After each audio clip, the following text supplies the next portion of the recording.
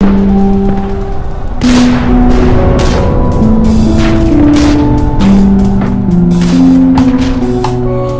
here is the secret of the survival of this small nation. Actually, Israel was attacked from all the sides. From the south by Egypt, from the east by Jordan, and from the north by Syria, with the backing of all the Arab countries. And through the Mediterranean as well. And give attention to the godly fast. In 6 days, all these many nations that came against Israel to destroy her were defeated. They made everything they considered. Just one thing they did not consider, that the God of Israel is again the commander and the general of the Israeli army. You know, I didn't ask you to say that. I didn't tell you to say it was because of God or anything like that. You said it yourself. Yeah. It wasn't just an accident. Yeah. You know, it was actually there's unseen hands. The hand of God. Mm-hmm. You know, it was I think 1.5 years ago or 1 year took place Islamic conference of all the Islamic nations in Malaysia, which is an Islamic country, and all the Arab and Islamic nations took place in this conference. And the Prime Minister of Malaysia spoke there. In his speech, he asked the question, how it come that such a small nation like Israel defeated 1.5 billion of Muslims. How it come? He tried to answer, and he said the Israelis know to use their brain. We don't know to use it. It was not a bad answer, but not the real answer. I mean, partly it was right, because when the enemies are coming against Israel, God takes from them the mind. But the answer is one, that only God could defeat 1.5 billion of Muslims that so many years want to destroy what God is building here in the land of Israel as an opening for a godly time for all the world.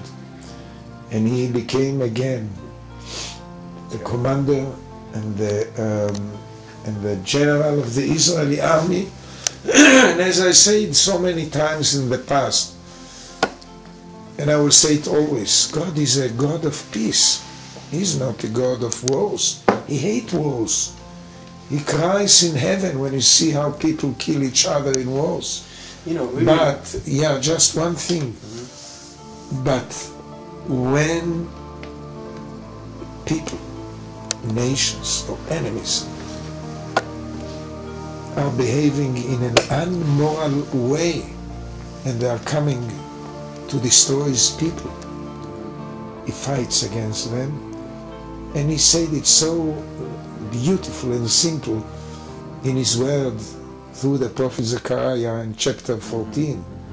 I will fight with my people Israel in the field of battle when the enemies will come against them.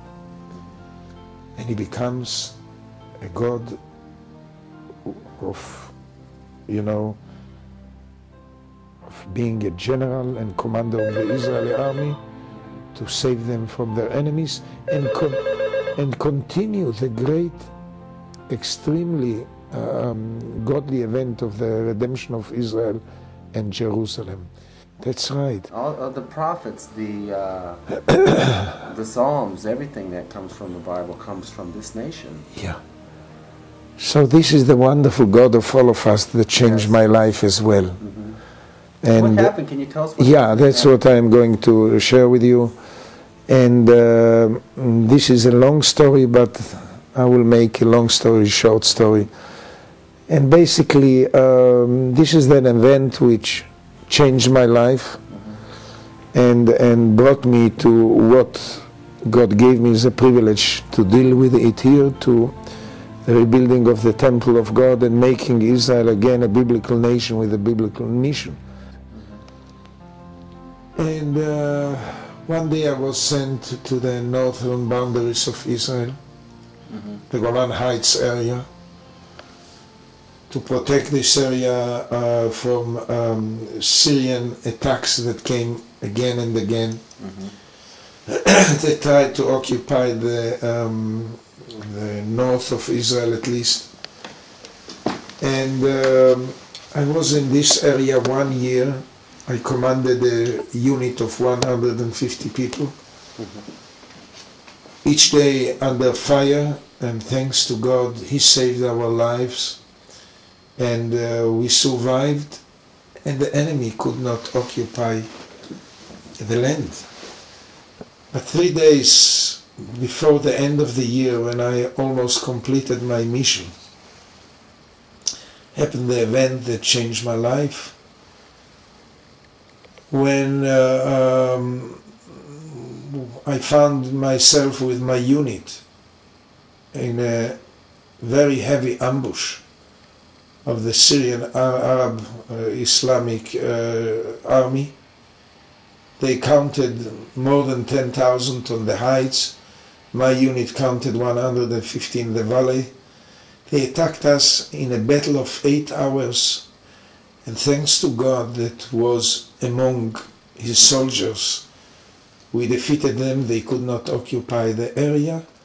But close to the end of this heavy battle, I was injured, I was wounded terribly when a tank drove over my body. You know, it was a critical event, like all the critical events in the history of Israel. You know, God appeared in so often in critical times. What was going through your mind? I mean, here's a tank, and was it an enemy tank, or was it a? No, it was an Israeli tank. Yeah. And it happened as a mistake. Yeah. I mean, I took one of my 2 tanks that I had to save the life of one of the soldiers that was located in the corner of the field of battle. And thanks to God, I saved his life. I took him and put him inside the tank. But the driver then did not give attention that I'm still not inside the tank. He started to drive, and he drove over me from one side to the other side. And I know and I believe that this event should happen, because in this critical event, I met the God of Israel, the God of Abraham, Isaac, and Jacob. How did you meet him? So close to me, to my heart, to my spirit. And how it happened. You just felt His protection? Or? When the tank drove over my body from one side to the other side, the tank continued to drive back. He did not know that he drove over me. The tank was, covered. In any case, I lost my conscience. But then God gave me back my conscience for a few minutes. And during these few minutes, I understood why God gave me back my conscience and what will be my life in the near future, or maybe all my life. Because when I laid in the field of battle, completely paralyzed, only my mind could work, thanks to God, and He kept it for me because of a reason.